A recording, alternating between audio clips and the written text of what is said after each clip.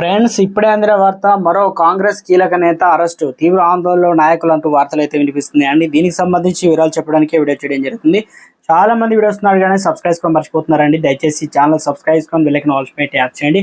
Friend, important information miss అవ్వకుండా మీ phone notification రూపంలో వస్తుందండి. చాలా మంది మీరు చూస్తున్నారు కానీ లైక్ చేయడం లేదండి. దయచేసి లైక్ చేయండి. ఇన్ఫర్మేషన్ అందరూ రీచ్ చేసిన వారు అవుతాం మనం.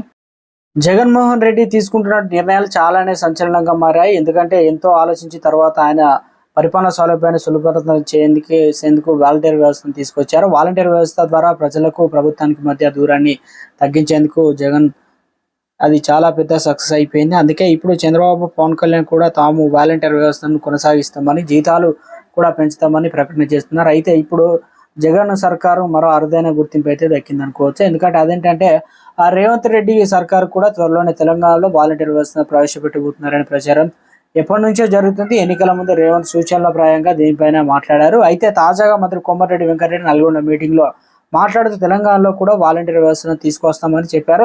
సచివాలయాలకు ప్రజలకు మధ్య అనుసంధానంగా ఉండే వాలంటీర్ వ్యవస్థను తీసుకొస్తామని తెలిపారు.